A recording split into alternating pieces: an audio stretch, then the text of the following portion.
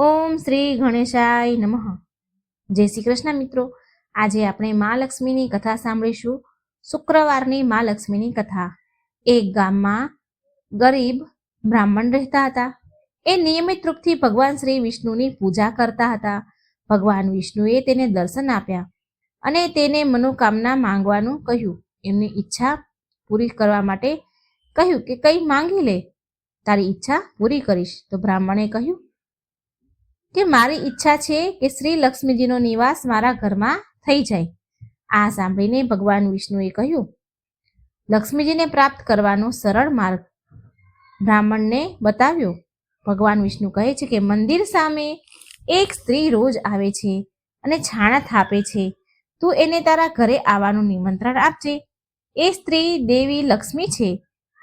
એ ઘરે આવી જાય બાદ તારું ઘર ધન અને ધાન્યથી ભરાઈ જશે. આમ કહીને ભગવાન વિષ્ણુ અંતર્ધ્યાન થઈ ગયા.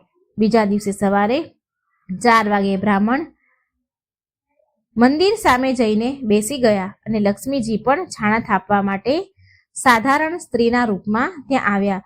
તો બ્રાહ્મણે તેમને એમના ઘરે આવવા માટે નિવેદન કર્યું. બ્રાહ્મણની વાત સાંભળી લક્ષ્મીજી સમજી ગયા કે આ બધું ભગવાન વિષ્ણુના કહેવાથી થયું છે. લક્ષ્મીજીએ બ્રાહ્મણને કહ્યું, તું મહાલક્ષ્મીનું વ્રત કર, 16 દિવસ વ્રત કર અને 16મા દિવસે ચંદ્રમાને અર્ધ્ય આપવાથી તારી સર્વ મનોકામના પૂરી થશે. બ્રાહ્મણે દેવીના કહ્યા અનુસાર વ્રત અને પૂજન કર્યું અને દેવીને ઉત્તર દિશા તરફ મુખ રાખીને બોલાવા લાગ્યા અને લક્ષ્મીજીએ એમનું વચન પૂરું કર્યું. એ દિવસથી આ વ્રત પૂરી શ્રદ્ધાથી કરવામાં આવે છે.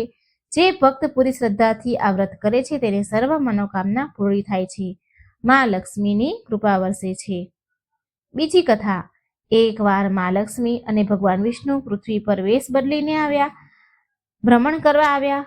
સાધુ અને સાધ્વીનો વેશ ધારણ કર્યો. એટલે મા લક્ષ્મીએ ભગવાનને પૂછ્યું કે સ્વામી, તમે પૃથ્વીલોક પર કયા ઉદ્દેશથી આવ્યા છો? શું કોઈ ભક્ત પર સંકટ આવ્યું છે કે તમે પણ મને સાથે લઈને આવ્યા છો? એટલે શ્રી હરિ હસીને બોલ્યા કે દેવી, આ મૃત્યુલોકમાં તો સહુ પોતપોતાના કર્મ અનુસાર કષ્ટ ભોગવે છે. હું એ જોવા માંગુ છું કે આટલા કષ્ટ સહન કર્યા બાદ પણ શું પુણ્ય કમાય છે ભક્તો મારા કે નહીં? સૌથી પહેલા શ્રી અને મા લક્ષ્મી એક ધનવાન શેઠના ઘરે પહોંચ્યા. ત્યાં જઈને ભગવાને દરવાજેથી શેઠને અવાજ આપ્યો. કહે છે, અંદરથી શેઠને બોલાવ્યા. અવાજ સાંભળીને શેઠજી બહાર આવ્યા. ભગવાન બોલ્યા કે શેઠજી, તમારા ઉપર તો મા લક્ષ્મીની બહુ કૃપા છે. તમે બહુ દુઃખી કેમ છો? આનું શું કારણ છે? શેઠજી એમને જોઈને રડવા લાગ્યા અને બોલ્યા કે સાધુ બાબા, મારા કષ્ટનું કારણ આ ઘર જ છે જેને તમે લક્ષ્મીજીની કૃપા કહી રહ્યા છો. મારું બધું જ ધન મારા દીકરાઓએ લઈ લીધું અને મને છોડીને ચાલ્યા ગયા. હવે હું અને મારી પત્ની એકલા રહીએ છીએ અને એ બહુ બીમાર છે. મારી પત્ની અને એ તેના દીકરાઓને યાદ કર્યા કરે છે. જો આ ધન ન હોત તો લાલચ ન હોત, અમારા દીકરા અમારી પાસે હોત. આ સાંભળી ભગવાન વિષ્ણુ બોલ્યા, શેઠજી, તમારા દુઃખનું કારણ તમારું ઘર નહીં પણ તમારા કર્મ છે. તમે ધન ગરીબો પર અત્યાચાર કરીને કમાવ્યું છે અને બાળકોનું પાલન પોષણ કર્યું છે. આટલું બોલી મા લક્ષ્મીજી ભગવાન વિષ્ણુ અને લક્ષ્મીજી ત્યાંથી ચાલ્યા ગયા. આગળ ચાલ્યા પછી તેમને એક ખેડૂત મળે છે જે મરેલા બળદ પાસે બેસીને રડી રહ્યો છે. મા લક્ષ્મીએ તેને કહ્યું કે ભાઈ, તું કેમ રડી રહ્યો છે? તો ખેડૂત બોલ્યો, ધનના લાલચના કારણે આ બળદ મરી ગયો. વધારે ધન કમાવાના લાલચમાં હું એને દિવસમાં ખેતરોમાં કામ કરાવતો અને રાતમાં કુલ્હોમાં લગાવી દેતો, પણ કાલથી મારે ભૂખ્યા રહેવું પડશે. જો સંસારમાં ધન ન હોત તો ના મને લાલચ આવત અને ના મારો બળદ મરત. તો લક્ષ્મીજીએ કહ્યું, સ્વામી, આ શું માયા છે? હું તો વિચારતી હતી કે સંસારમાં ધન વૈભવના કારણે મારી પૂજા કરશે, પણ લોકો તો ધનથી જ હેરાન પરેશાન છે. ત્યારે શ્રી હરિ બોલ્યા, ના, એવું નથી દેવી. આ બધા કર્મના ફળ છે. આ બળદ એક સાહુકાર હતો જે લોકોને ઉધાર આપીને તેનો ગુલામ બનાવી લેતો. ઉધાર આપે પછી ગુલામી બનાવીને કામ કરાવી લેતો હતો અને એનાથી દિવસ રાત કામ કરાવતો હતો. એનું ઋણ ચૂકવવા માટે આ જન્મમાં એ બળદ બન્યો અને આજે એનું ઋણ ઉતરી ગયું એટલે એ મરણ પામ્યો. તો લક્ષ્મીજી બોલ્યા, પરંતુ સ્વામી, આ બધા પાછળ ધન મોટું કારણ છે. આ સાંભળીને શ્રી હરિ વિષ્ણુએ કહ્યું, ચાલો આગળ ચાલીએ. આગળ થોડે દૂર જવા પર તેમની એક ઝૂંપડી દેખાણી. તેની બહાર એક દીવો બળતો હતો. ભગવાન વિષ્ણુ ત્યાં ઝૂંપડી પાસે ગયા અને બૂમ પાડી કે કોઈ છે, અમને ભોજન કરાવો. આ સાંભળી એક સ્ત્રી ઘરની બહાર આવી અને બોલી કે હે સાધુજનો, પધારો. આટલા નાના એવા ઘરમાં મારી ઝૂંપડીમાં તમારું સ્વાગત છે. એ બંને અંદર ગયા. મહાલક્ષ્મી શ્રીહરિ ઝૂંપડીમાં ગયા અને મહાલક્ષ્મી બોલ્યા કે તમે ઘરની બહાર દીવો કેમ મૂક્યો છે? ત્યારે એ સ્ત્રી બોલી, મારું નામ પાયલ છે. મેં આ દીવો અવર જવર કરનારા લોકો માટે મૂક્યો છે. બહાર જે વટે માર્ગો આવે તો તેમને અંજવાળું પડે એટલે મેં બહાર દીવો મૂક્યો છે, જેનાથી અંધારામાં રસ્તો ન ભટકી જાય કોઈ. જો એમને કોઈ તકલીફ હોય તો અમે તેને મદદ પણ કરી શકીએ છીએ.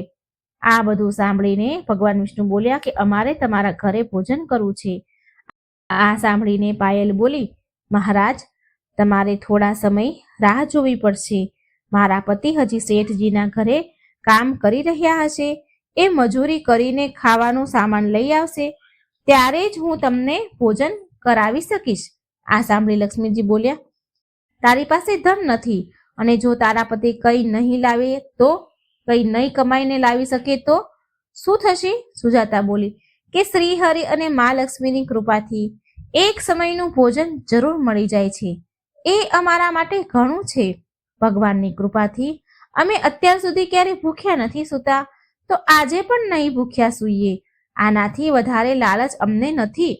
થોડી વારમાં એનો પતિ આવ્યો અને સામાન લાવ્યો અને બંનેએ જમવાનું બનાવીને સાધુ અને તેની પત્નીને, જે ભગવાન હતા મા લક્ષ્મી અને શ્રીહરિ, એને જમાડ્યું, તેમની સામે મૂક્યું.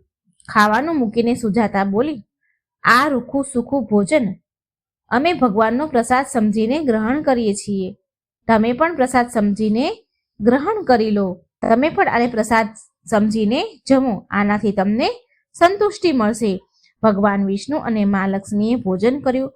ભોજન કર્યા પછી લક્ષ્મીજી બોલ્યા કે અમે તો ભોજન કરી લીધું, પણ તમારા માટે કંઈ નથી વધ્યું. સુજાતા બોલી, નહીં, હજી એક ચોખાનો દાણો બચ્યો છે. એ જ અમારા માટે ઘણો છે. ભગવાનનો પ્રસાદ ચાખવા પણ મળી જાય તો પણ પરમ સૌભાગ્યની વાત છે. બંને પતિ પત્નીનું સમર્પણ જોઈને ભગવાન વિષ્ણુ અને મા લક્ષ્મી એના અસલ સ્વરૂપમાં આવી ગયા. શ્રી હરિ બોલ્યા કે સૌથી મોટું ફળ સંતોષ છે. ધન બધા માટે જરૂરી છે, પરંતુ લાલચમાં ફસાયેલો માણસ એ ધનનું પણ સુખ નથી ભોગવી શકતો. તમે બંનેએ આજે પોતે ભૂખ્યા રહીને અમને ભોજન કરાવ્યું છે. આજથી આ ઘરમાં અન્ન ધનના ભંડાર હંમેશા ભર્યા રહેશે. બંને પતિ પત્ની ભગવાનના મા લક્ષ્મીના ચરણોમાં પડી ગયા અને બોલ્યા, ભગવાન, જો તમારે કંઈ આપવું છે ને તો તમારી ભક્તિ આપો. ભગવાન વિષ્ણુ અને મા લક્ષ્મીએ તેને આશીર્વાદ આપ્યા અને અંતર્ધ્યાન થઈ ગયા. એ દિવસથી બંને પતિ પત્ની ભજન અને સત્સંગમાં બધો જ સમય વિતાવા લાગ્યા. જય શ્રી હરિ, જય મા લક્ષ્મી. મા લક્ષ્મીની બીજી કથા. એક સમયની વાત છે. એક શહેરમાં શીલા નામની સ્ત્રી રહેતી હતી. તેના પતિ સાથે રહેતી હતી. શીલા ધાર્મિક સ્વભાવની હતી અને ભગવાનની કૃપાથી એને જે કંઈ પ્રાપ્ત થતું હતું એને એમાં સંતોષ હતો. શહેરનું જીવન એ જરૂર જીવતી હતી, પણ શહેરના જીવનનો રંગ તેના પર ચડ્યો ન હતો.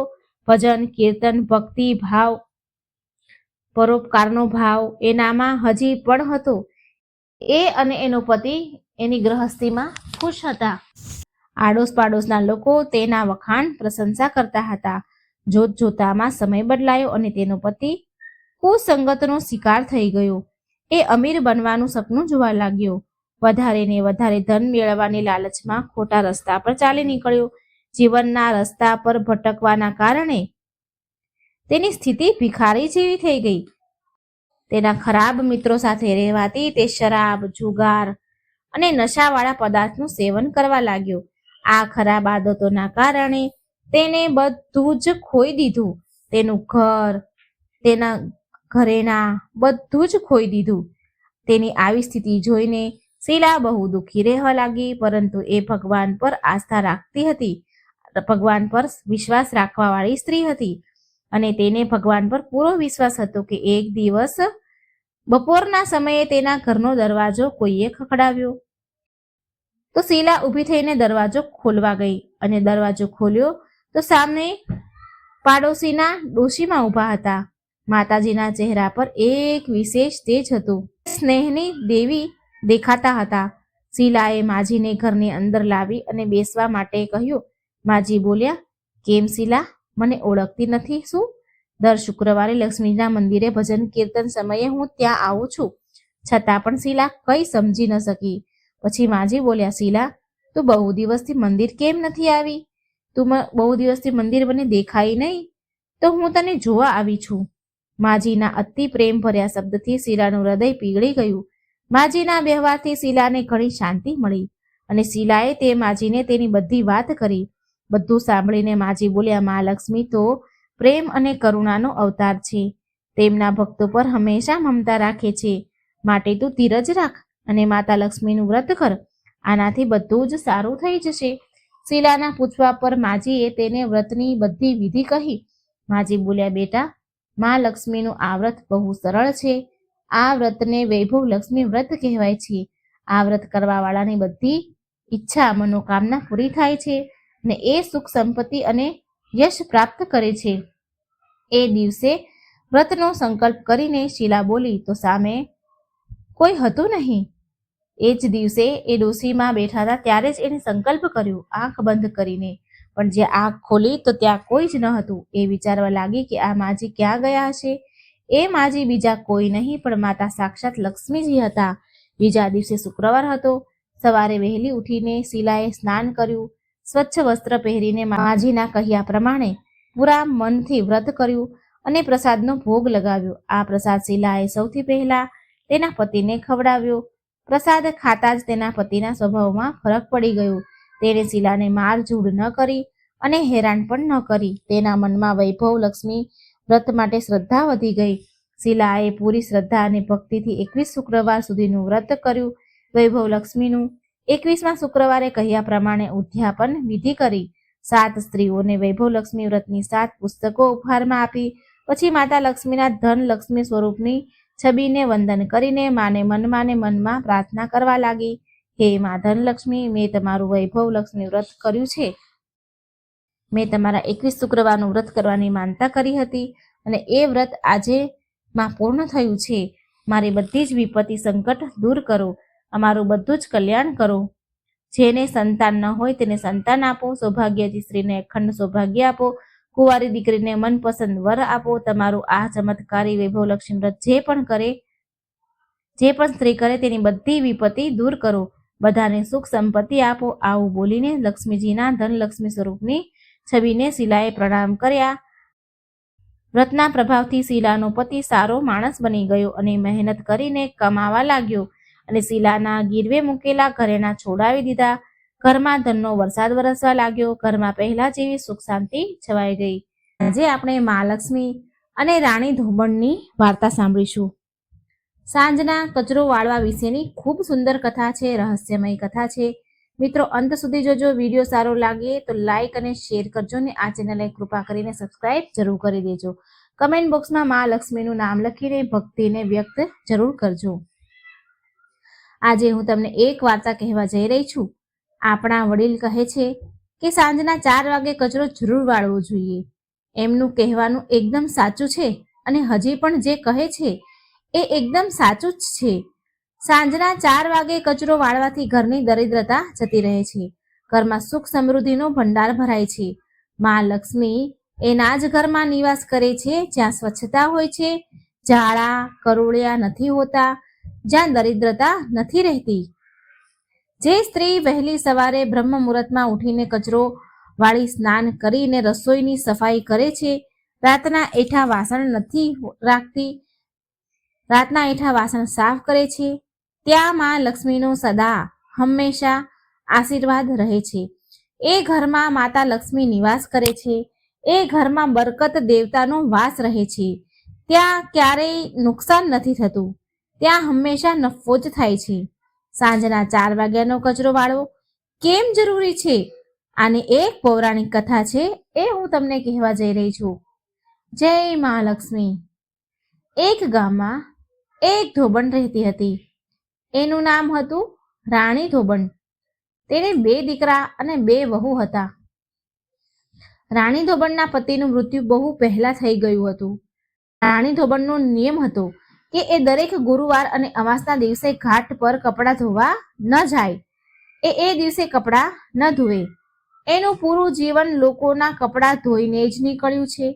ગુરુવાર અને અમાસના દિવસે તે લોકોના કપડાં ધોતી ન હતી. બીજો નિયમ એ હતો કે ઘરમાં એ સાફ સફાઈ કરતી હતી. 4 રૂમનું મકાન હંમેશા ચમકતું રહેતું હતું.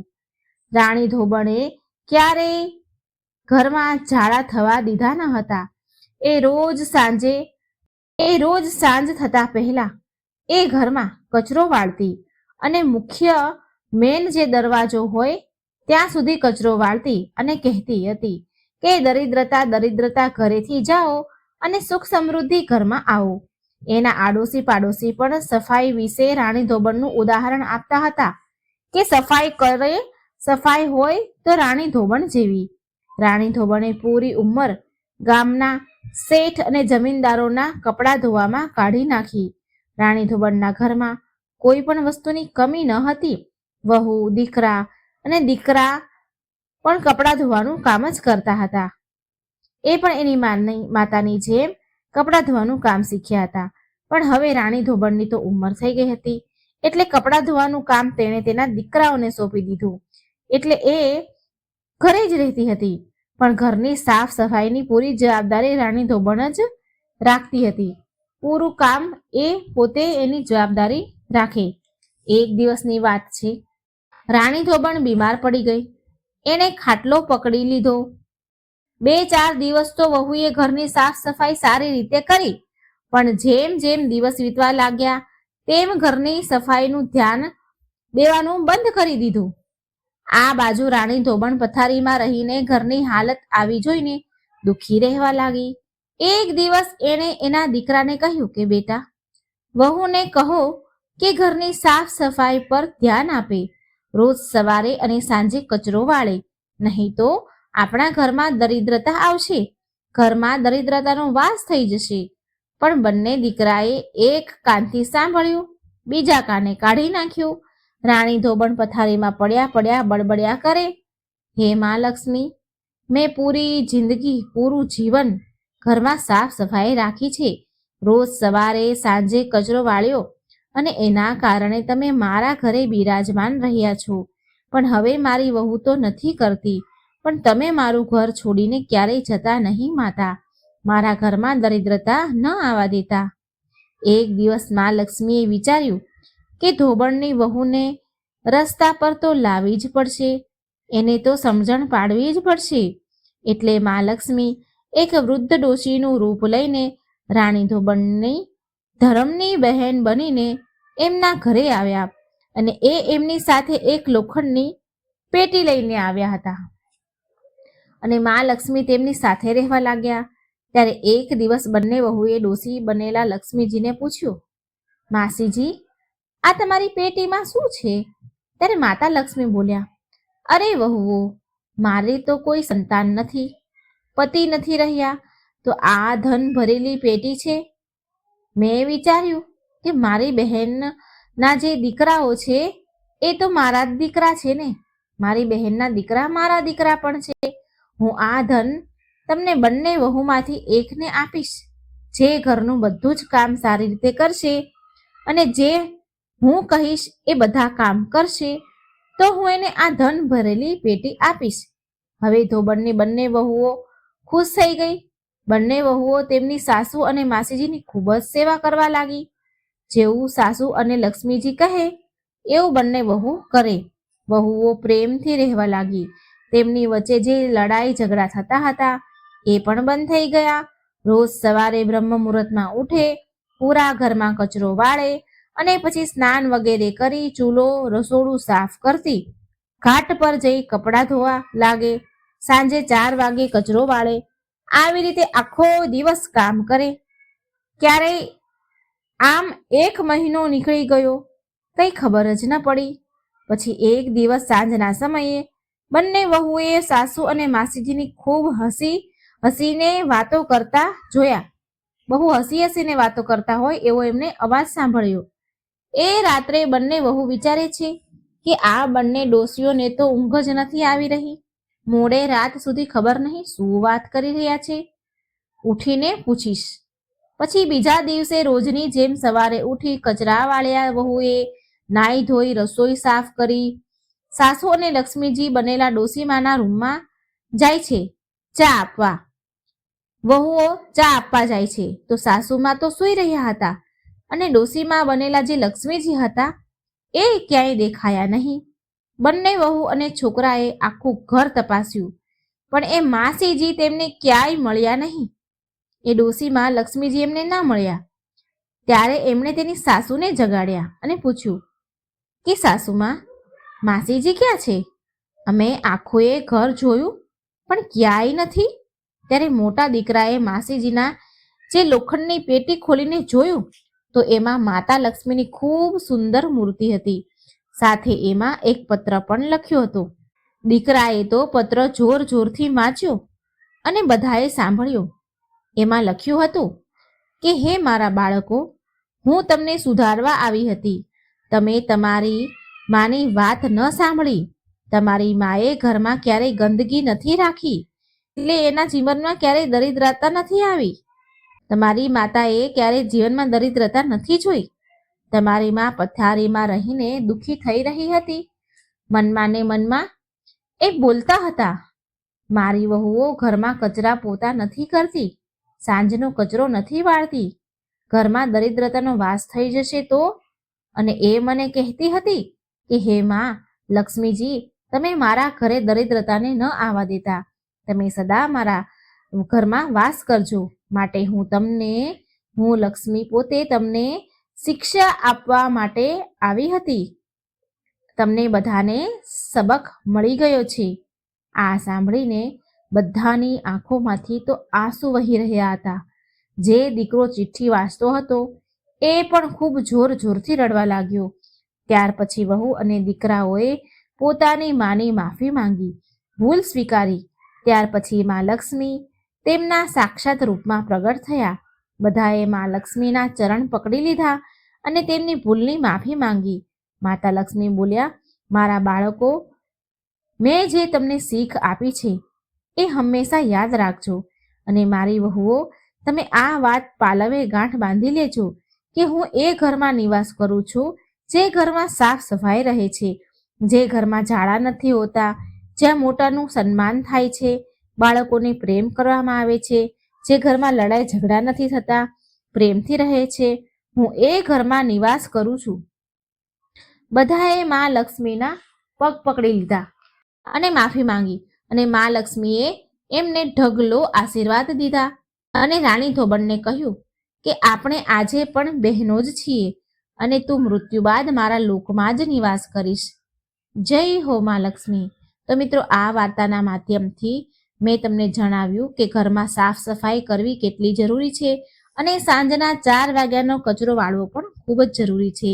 જ્યારે તમે સાંજે 4 વાગે કચરો વાળો ત્યારે વાળતા જરૂર બોલજો કે દરિદ્રતા મારા ઘરમાંથી જાઓ અને સુખ સમૃદ્ધિ માતા લક્ષ્મી મારા ઘરમાં આવો. આ બોલવાનું ભૂલશો નહીં. મિત્રો, આ એક ગૃહ મંત્ર છે. તો મિત્રો, તમને વિડીયો સારો લાગ્યો હોય તો વિડીયોને લાઈક ને શેર કરી અને ચેનલને સબસ્ક્રાઈબ કરી અને માતાજીનું નામ, લક્ષ્મીજીનું નામ કોમેન્ટ બોક્સમાં જરૂર લખજો. આજે હું સરસ મજાની માં લક્ષ્મીની વાર્તા કહેવા જઈ રહી છું. આ વાર્તા જે કોઈ સાંભળશે તેના ઉપર માં લક્ષ્મી સદાય કૃપા બનાવી રાખશે. તો મિત્રો, આ લક્ષ્મીજીની પવિત્ર વાર્તા પૂરી ધ્યાનથી અંત સુધી સાંભળજો. આ એક ભક્તિભાવની વાર્તા છે અને આ વાર્તામાંથી એવું શીખવા મળે છે કે જો આપણે કોઈ પણ ભગવાનની પૂરી શ્રદ્ધા ભાવથી આપણે એનું ભક્તિ કરીએ છીએ, પૂજા પાઠ કરીએ છીએ, તો ભગવાન તે પૂજા પાઠનું ફળ આપણને જરૂર આપે છે અને એ ક્યારેય નિષ્ફળ નથી જતું. આ વાર્તામાં એક છોકરી છે, નાદાન છે, જે માની ભક્તિ કરે છે, તો એને શું ફળ મળે છે તે આ પવિત્ર વિડીયોમાં તમે સાંભળજો. એક સમયની વાત છે. એક શહેરમાં એક બહુ જ ઈમાનદાર અને ગરીબ વ્યાપારી માણસ રહેતો હતો. તે વ્યાપારીની ઘરે એક દીકરી છે. હવે એ વ્યાપારીની દીકરીને રોજ પીપળાના ઝાડને પાણી ચડાવવાની ટેવ. રોજે જ ભગવાનની આ પૂજા કરે, પીપળાના ઝાડને તે પાણી રોજે જ ચડાવે. અને જે પીપળાના ઝાડને તે પાણી ચડાવતી હતી રોજે, તો તે પીપળાના ઝાડની એક ખાસ વાત હતી કે તે પીપળાના ઝાડમાંથી માતા લક્ષ્મી રોજ પ્રગટ થતા અને થોડી વાર ત્યાં રહેતા અને પછી ત્યાંથી ચાલ્યા જતા. તો એક દિવસ જ્યારે તે છોકરી પીપળાના ઝાડને જળ ચડાવવા માટે આવી, તો તે સમયે પીપળાના ઝાડમાંથી માતા લક્ષ્મી પ્રગટ થયા અને લક્ષ્મી માતાએ એ છોકરીને પૂછ્યું કે શું તું મારી સખી સહેલી બનીશ, મારી મિત્ર બનીશ? પણ તે વેપારીની છોકરી નાદાન હતી. એટલે લક્ષ્મી માને કહે છે કે માં, હું પહેલાં મારા ઘરે જઈને મારા પિતાજીને પૂછી લઉં અને પછી હું તમને કહીશ. અને પછી તે વેપારીની છોકરી ઘરે આવે છે અને પછી તેના પિતાજીને આ વાત કહે છે કે પિતાજી, જ્યારે હું પીપળાના ઝાડને પાણી ચડાવી રહી હતી, તો તેમાંથી માં લક્ષ્મી પ્રગટ થયા અને માતા લક્ષ્મીએ મને કહ્યું કે શું તું મારી સખી સહેલી બનીશ, મારી મિત્ર બનીશ? તો મારે શું કરવું જોઈએ પિતાજી? તો મેં તેમને એવું કહ્યું માતાજીને કે હું મારા પિતાજીને પૂછીને આવું, પછી હું તમને કહીશ. તો પિતાજી મને કહો, મારે શું કરવું જોઈએ? આ સાંભળી વેપારી તેના પિતાજી ખૂબ ખુશ થયા અને બોલ્યા કે સ્વયં લક્ષ્મી માતાએ તને સખી બનાવવાનું કહ્યું? અરે દીકરી, આનાથી મોટું સૌભાગ્ય બીજું શું હોય કે માતા લક્ષ્મી તને સહેલી બનાવવા માંગે છે? બેટા, જા તું માતાજીને જઈને હા કહે છે કે હું તમારી સખી સહેલી બનીશ. અને બીજા દિવસે તે છોકરી પીપળાના ઝાડને પાણી ચડાવવા માટે જાય છે. અને જ્યારે તે પાણી ચડાવવા ગઈ ત્યારે ફરીથી મા લક્ષ્મી તે પીપળાના ઝાડમાંથી પ્રગટ થયા. અને ફરીને મા લક્ષ્મીએ તે વ્યાપારીની દીકરીને પૂછ્યું કે બેટા, તું મારી સખી સહેલી બનીશ? ત્યાર પછી તે વ્યાપારીની દીકરી બોલી, હા મા લક્ષ્મી, હું તમારી સહેલી જરૂર બનીશ. લક્ષ્મી માતા અને તે વેપારીની છોકરી હવે સહેલી બની ગયા, બહેનપણીઓ બની ગયા. થોડા સમય બંનેને સાથે વીત્યો. રોજ જે આ પાણી ચડાવવા જાય, માતાજી તેમાંથી પ્રગટ થાય અને રોજ જે બંને વાતો કરે અને બંને પાક્કી સહેલી બની ગઈ. એક દિવસ જ્યારે વ્યાપારીની છોકરી જળ ચડાવવા માટે ગઈ, તો ત્યારે લક્ષ્મી માતાએ વ્યાપારીની છોકરીને પૂછ્યું કે તું મારા ઘરે ભોજન કરવા માટે આવજે. હવે આ માતા લક્ષ્મી અને દીકરી એટલી બધી મિત્રતા બંને વચ્ચે બની ગઈ, ગાઢ મિત્રતા બની ગઈ. એટલે માતા લક્ષ્મીએ તેને ભોજન કરવા માટે તેના ઘરે આમંત્રિત કરી. હવે આ વાત તે છોકરીએ ઘરે જઈને તેના પિતાજીને કહ્યું. માતા લક્ષ્મી મને ઘરે બોલાવે છે જમવા માટે, તે તેના પિતાજીને કહે છે. શું લક્ષ્મી માતા ઘરે જમવા માટે, લક્ષ્મી માતાના ઘરે જમવા માટે હું જઈ શકું ખરી પિતાજી? તેના પિતાજીની તે આજ્ઞા લે છે. આ વાત સાંભળી પેલા વ્યાપારી, તેના પિતા તો એટલા બધા ખુશ થઈ ગયા કે માતા લક્ષ્મી મારી દીકરીને સ્વયં તેના ઘરે જમવા બોલાવે છે. લક્ષ્મી માતાએ એના પિતા એને કહે છે કે શું લક્ષ્મી માતાએ તને જમવા માટે તારા ઘરે બોલાવી? તે આશ્ચર્યચકિત થઈ ગયા અને પછી કહ્યું, બેટા, આનાથી વધારે સૌભાગ્યની વાત શું હોય? કોણ એવું સૌભાગ્યશાળી હોય જેને મા લક્ષ્મી પોતાના ઘરે ભોજન કરવા માટે બોલાવે? બેટા, તું બહુ ભાગ્યશાળી છે. જા બેટા, તું મા લક્ષ્મીના ઘરે જમવા જજે. પછી બીજા દિવસે તે છોકરી માતા લક્ષ્મીના ઘરે જમવા માટે ગઈ. અને જેવી તે છોકરી માતા લક્ષ્મીના ઘરે જમવા માટે ગઈ, તો મા લક્ષ્મી તેની સહેલીનું સ્વાગત કર્યું. શાલ ઓઢાડીને મા લક્ષ્મીએ તેનું સન્માન કર્યું. તેને શાલ ઓઢાડી, તેને સોનાના સિક્કા આપ્યા અને સોનાની થાળી પણ આપી. ખૂબ માતા લક્ષ્મીએ તેની સહેલીનો આદર સત્કાર કર્યો અને બેસવા માટે તો સોનાનો બાજોટ પણ આપ્યો. અને તેની સહેલીની, તેની સખી સહેલી, તેની બેનપણીને 36 પ્રકારના સ્વાદિષ્ટ ભોજન પણ જમાડ્યા. તે છોકરીએ પેટ ભરીને જમ્યું અને ખૂબ ખુશ થઈ, કારણ કે તે બહુ ગરીબ હતી. પછી તેના ઘરે જવાની તે તૈયારી કરવા લાગી. એટલે માતા લક્ષ્મી તેની સહેલીને કહે છે કે હું પણ તારા ઘરે જમવા માટે આવીશ. એટલે તે છોકરી બોલી, હા માતાજી, હા લક્ષ્મીમાં, જરૂર તમે મારા ઘરે જમવા આવજો, હું તમને સરસ જમાડીશ. પછી તે વ્યાપારીની છોકરી તેના ઘરે આવી ગઈ. ઘરે પહોંચી અને એક જગ્યા પર શાંતિથી ઉદાસ થઈને બેસી ગઈ. હવે વ્યાપારી તે સમયે ઘરે ન હતા અને થોડી વાર થઈ એટલે તે દીકરીના પિતા તે વ્યાપારી ઘરે આવ્યા અને તેણે જોયું કે તેની છોકરી ઉદાસ થઈ શાંતિથી એક જગ્યા પર બેસી ગઈ છે અને ચિંતા કરી રહી છે. અને પછી તેના પિતાજીએ તેને કહ્યું કે બેટા, તું કેમ ચિંતામાં છે? તારું મોં કેટલું બધું ઉદાસ છે અને આમ શાંતિથી કેમ બેસી રહી છે? શું વાત છે બેટા? ત્યારે તેની દીકરી બોલે છે કે પિતાજી, આજે હું માતા લક્ષ્મીના ઘરે જમવા ગઈ હતી. ત્યાં હું જમીને આવી છું અને મને માતા લક્ષ્મીએ કહ્યું કે હું પણ તારા ઘરે જમવા માટે આવીશ. એટલે માતા લક્ષ્મી આપણા ઘરે કાલે જમવા માટે આવવાના છે. પિતાજી, મા લક્ષ્મીએ મારું સ્વાગત બહુ સારી રીતે કર્યું. મેં તો આજ સુધી એવું ક્યાંય જોયું જ ન હતું. મને સોનાના સિક્કા આપ્યા, સોનાની થાળી આપી અને સોનાનો બાજોટ પણ મને બેસવા માટે આપ્યો અને મને 36 પ્રકારના સ્વાદિષ્ટ ભોજન જમાડ્યા મા લક્ષ્મીએ. ખૂબ આદર સત્કાર અને મારું સન્માન કર્યું મા લક્ષ્મીએ. પણ પિતાજી, મને એ વાતની ચિંતા થાય છે કે હું માતા લક્ષ્મીને શું જમાડીશ? આપણી પાસે તો કંઈ પણ નથી. આપણે કેટલા બધા ગરીબ છીએ. માતાને સારું બનાવીને કેવી રીતે ખવડાવીશ? સારું બનાવીને ખવડાવવા માટે આપણી પાસે અને આપણે તેને આપવા માટે આપણી પાસે કંઈ જ નથી. કોઈ સિક્કા, કોઈ સોનું કે કંઈ જ પણ માતાજીને આપણે આપવા માટે આપણી પાસે નથી. ત્યારે વ્યાપારીએ તેની દીકરીને કહ્યું કે બેટા, તું ચિંતા ના કર. તું આપણા ઘરને છાણથી સારી રીતે પૂરા ઘરને લીપી નાખજે અને ખાસ કરીને પૂરા ઘરની સારી રીતે સાફ સફાઈ કરી નાખજે અને પછી એક દીવો પ્રગટાવજે જે ચારેય તરફથી પ્રગટતો હોય, ચારેય તરફથી એક દીવો જગતો હોય તેવો દીવો પ્રગટાવજે અને તે દીવો લક્ષ્મી માતાનું નામ લઈને પ્રગટાવજે અને એ દીવાને ચૂલા પાસે લઈને બેસી જજે. માતાજી બધું જ સારું કરશે ને આપણી બધી મુશ્કેલીઓનો હલ થઈ જશે. હવે તે છોકરીએ તેના પિતાજીના કહેવા પ્રમાણે એવું જ કર્યું જેવું તેના પિતાએ કહ્યું. તે છોકરીએ પૂરા ઘરની સરસ સાફ સફાઈ કરી, પૂરા ઘરને છાણથી લીપી દીધું અને દીવો પ્રગટાવ્યો અને માતા લક્ષ્મીના નામનો દીવો હાથમાં લઈ અને એક હાથમાં લાડવો લઈ અને રસોઈના ચૂલા પાસે બેસી ગઈ. ચૂલો બહાર આંગણામાં ફળિયામાં હતો એટલે એ દીવો લઈ અને તે ચૂલા પાસે બેસી ગઈ. બન્યું એવું કે ત્યારે અચાનક એક જગ્યા પર એક રાણી નદી પાસે સ્નાન કરી રહી હતી. તેણે તેના ઘરેણા નદીના કિનારે મૂક્યા અને તે નદીમાં નહાવા માટે, સ્નાન કરવા માટે ચાલી ગઈ.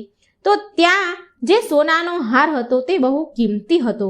તે હારને ત્યાંથી એક ચીલે ઉઠાવી લીધો અને તે હાર ઉઠાવીને મોંમાં લઈને જઈ રહ્યો હતો. જ્યારે તે ચીલ હાર લઈને ઉડી રહ્યો હતો તો તેની નજર આ વ્યાપારીની છોકરી પર પડી અને તેના હાથમાં એક લાડવો હતો. ચીલ ભૂખ્યો હતો એટલે તે ચીલ હાર ત્યાં નીચે મૂકી અને છોકરીના હાથમાંથી લાડવો છીનવીને લઈ ગયો અને ઉડી ગયો. વ્યાપારીની છોકરી સોનાનો હાર જોઈને તે બહુ પ્રસન્ન થઈ ગઈ અને તે હાર લઈને તે છોકરી બજારમાં ગઈ. બજારમાં જઈ એક સોનાની દુકાનમાં ગઈ અને સોનીને તે સોનાનો હાર આપ્યો અને સોનીએ તે હારના બદલામાં પૈસા આપ્યા તે છોકરીને. હવે તે છોકરીએ તે પૈસાથી 36 પ્રકારના ભોજન બનાવી શકે અને તે પૈસાથી તે છોકરીએ સોનાના સિક્કા અને સોનાની થાળી ખરીદી લીધી મા લક્ષ્મીને આપવા માટે. અને આ બધું જ લઈને તે પાછી તેના ઘરે આવી ગઈ. ઘરે આવીને તેણે મા લક્ષ્મી માટે સરસ મજાના સ્વાદિષ્ટ 36 પ્રકારના ભોજન બનાવ્યા. વ્યાપારીની છોકરીએ પછી ગણપતિ દાદાને બોલાવ્યા અને કહ્યું કે તમે મા લક્ષ્મીને લઈને આવો. બધી જ તૈયારી થઈ ગઈ છે. મેં સરસ મજાનું જમવાનું પણ બનાવી દીધું છે. પછી ગણપતિ દાદા માતા લક્ષ્મીને લેવા ગયા અને લઈને પછી તેમના ઘરે આવ્યા. પછી એ છોકરીએ, વ્યાપારીની દીકરીએ માતા લક્ષ્મીનું બહુ જ સારી રીતે સ્વાગત કર્યું. સાચા હૃદયથી, ભાવથી તેણે માતાનું સ્વાગત કર્યું અને માતા લક્ષ્મીને બેસવા માટે સોનાનો બાજોટ પણ આપ્યો. અને તે છોકરી બોલી, મારા પ્રિય મા લક્ષ્મી, મારા સહેલી, તમે આ બાજોટ પર બેસો. માતા લક્ષ્મીએ તેની સહેલીને કહ્યું કે હું આજ સુધી કોઈના પણ ઘરમાં બાજોટ ઉપર નથી બેઠી. તે છોકરીએ જીદ કરી અને બોલી કે તમારે આજે તો મારા ઘરે બાજોટ પર બેસવું જ પડશે. માતા લક્ષ્મી તેની સહેલીની વાત માને છે અને બાજોટ પર બેસી ગયા. અને પછી વ્યાપારીની છોકરીએ માતા લક્ષ્મીને 36 જાતના સ્વાદિષ્ટ ભોજન જમાડ્યા. અને જેવી રીતે માતા લક્ષ્મીએ તેના ઘરે તેનું સ્વાગત કર્યું હતું તેવી જ રીતે એ છોકરીએ માતા લક્ષ્મીનું સ્વાગત કર્યું. અને જેવું મા લક્ષ્મીએ સ્વાદિષ્ટ ભોજન 36 પ્રકારના ભોજન જમાડ્યા હતા, ઠીક એવી જ રીતે આ છોકરીએ પણ, માતા લક્ષ્મીની સહેલીએ પણ માતાજીને 36 પ્રકારના સ્વાદિષ્ટ ભોજન જમાડ્યા. અને જેવું જેવું માતા લક્ષ્મીએ કર્યું એવું જ તે છોકરીએ પણ કર્યું. આ બધું જોઈ, આવી શ્રદ્ધા, ભક્તિ, વિશ્વાસ જોઈ, મન સાફ હૃદય જોઈ મા લક્ષ્મી તેની સહેલીથી ખૂબ ખુશ થયા, ખૂબ પ્રસન્ન થયા અને તેની સહેલીને બહુ બધું ધન દોલત આપી, જેનાથી તે વ્યાપારી અને તે છોકરીની ગરીબી દૂર થઈ ગઈ. તે લોકોએ તેનું જીવન ખૂબ ખુશીથી વિતાવ્યું. તો મિત્રો, આ હતી લક્ષ્મીમાની વાર્તા. અને આ કહાનીમાંથી આપણને એવો બોધ મળે છે કે જો સાચા મનથી અને સાચા હૃદયથી ભગવાનની પૂજા પાઠ કરવામાં આવે તો એ પૂજા પાઠ ક્યારેય નિષ્ફળ નથી થતા.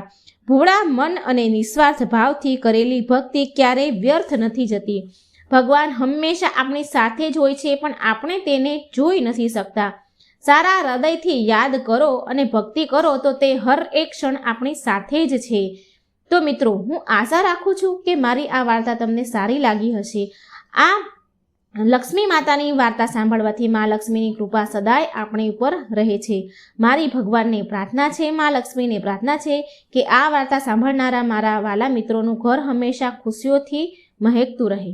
જય લક્ષ્મી માં, જય ગણપતિ દાદા, જય મા લક્ષ્મી. મિત્રો, એક સમયની વાત છે. એક નગરમાં એક બ્રાહ્મણ અને બ્રાહ્મણી રહેતા હતા. બંનેએ ઘરના મંદિરમાં મા લક્ષ્મી અને ગણપતિજીની સ્થાપના કરી હતી.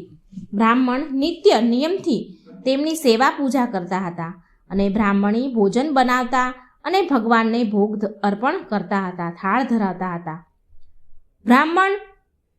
બ્રાહ્મણના ઘરે બસ એક જ વાતની કમી હતી કે બંને પતિ પત્ની નાની નાની વાતોમાં ઝઘડ્યા કરે, નાની નાની વાતોમાં બહુ નોકઝોક કરે. બ્રાહ્મણી જો ભોજન બનાવે ને તો બ્રાહ્મણને કહે, લો ભગવાનને થાળ ધરાવી દો. તો બ્રાહ્મણ પાછા ફરી બોલે કે તું જ થાળ ધરાવી દે ને, મેં તો પૂજા કરી લીધી ને, મેં પૂજા કરી છે તો તું થાળ ધરાવ. આમને આમ બંને અનબન કરે. જ્યારે ભગવાનને સોડાવવાનો સમય થાય કે આરતીનો સમય થાય તો બ્રાહ્મણ કહે, તું આરતી કરી લે. અને બ્રાહ્મણી બોલે કે તમે આરતી કરી લો ને. ભગવાનને સોડાવવાનો સમય રોજ થાય એટલે નાની નાની વાતમાં આ બંને જણા પતિ પત્ની, ઘણી ઉંમર થઈ હતી અને બંને ઝઘડ્યા કરે. તમે કરો, પેલો કે તું કર, એમ કરી બંને નાની નાની વાતમાં નોકઝોક કરીને ઝઘડતા રહે. પણ તોય આમ ને આમ બંનેનું જીવન ગુજરી રહ્યું હતું. એક દિવસ કાર્તિક મહિનો હતો. દિવાળીનો શુભ પવિત્ર દિવસ હતો. બ્રાહ્મણીએ ભોજન બનાવ્યું અને બ્રાહ્મણને કહે છે કે લો ભગવાનને થાળ ધરાવી દો ને. આ વખત ફરીથી બંનેમાં નોકઝોક થવા લાગી. ફરીથી બંને એકબીજા સામે તત કરવા લાગ્યા. પેલો કે તું ધરાવી દે, પેલી કે તમે ધરાવી દો. આમ કરી બંને થાળ ધરાવવાના બાબતે દિવાળીના દિવસે લડી રહ્યા હતા. એટલે ગણપતિજી અને મા લક્ષ્મી કહે છે, એકબીજા સાથે વાતો કરે છે કે આ બંને બ્રાહ્મણ અને બ્રાહ્મણી તો બહુ જ નાની નાની વાતોમાં લડ્યા કરે છે.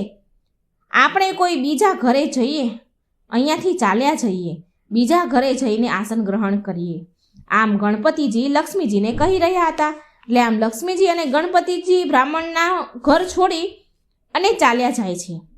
પછી થોડે દૂર એક ઘરે પહોંચ્યા તો ત્યાં જોયું કે દેરાણી જેઠાણી એકબીજા સાથે લડી રહી હતી, ઝઘડી રહી હતી. ઘરનું આંગણું ગંદુ વાસી પડ્યું હતું, એઠા વાસણ પડ્યા હતા, આમ તેમ વાસણો હેઠા જૂઠા વેર વિખેર પડ્યા હતા. ભોજન પાણીના કોઈ ઠેકાણા નહોતા, કોઈ વ્યવસ્થા જ હતી નહીં. લક્ષ્મીજી બોલ્યા ગણપતિજીને, આ ઘરે તો હું બિલકુલ નહીં રહું. પછી ત્યાંથી લક્ષ્મીજી અને ગણપતિજી બીજા ઘરે ગયા તો વહુ અને સાસુ એકબીજા સાથે લડી રહી હતી. બીજા ઘરે ગયા ત્યાં પણ સાસુ વહુ લડી રહ્યા હતા. ત્યાં પણ ગંદા વાસણ, કચરો, કપડાં, વાસી બધું એમને એમ જ પડેલું હતું. ત્યાં પણ જમવાના, ખાવા પીવાના, ભોજન પાણીના કોઈ ઠેકાણા ન હતા. એટલે લક્ષ્મીજી અને ગણપતિજી ત્યાંથી પણ ચાલ્યા ગયા. લક્ષ્મીજી અને ગણપતિજી હવે આવ્યા ત્રીજા ઘરે. ત્રીજા ઘરે આવ્યા તો નણંદ ભાભી એકબીજા સાથે ઝઘડી રહી હતી. એટલે આ જોઈને ગણપતિજી અને લક્ષ્મીજી ત્યાંથી પણ ચાલ્યા ગયા.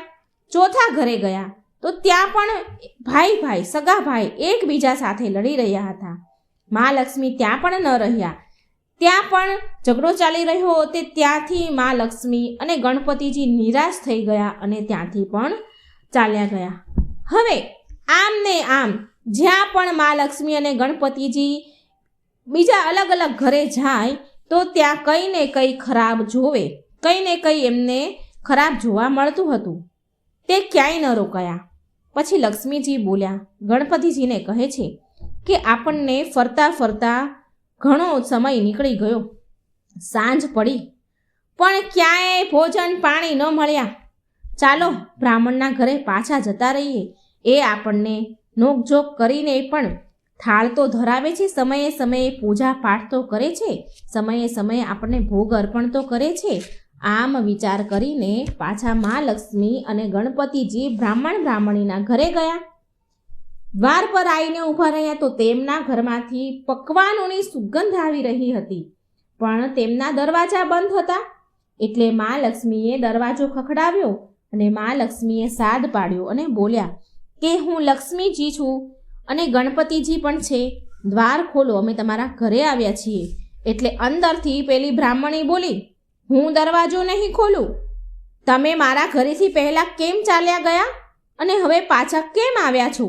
એટલે મા લક્ષ્મીએ ગણપતિજી બંને બોલ્યા કે બ્રાહ્મણી, હવે અમે નહીં પાછા જઈએ, તમારા ઘરે જ રહીશું.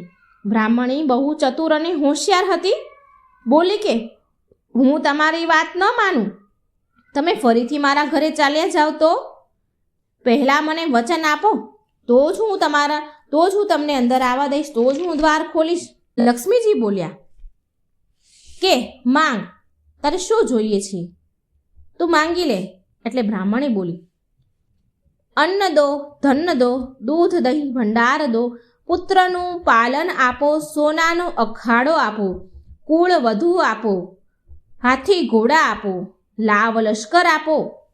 12 વર્ષની મારી કાયા થઈ જાય, 12 વર્ષની મારા પતિ બ્રાહ્મણની કાયા થઈ જાય, આવું વચન આપો તો હું દ્વાર ખોલું.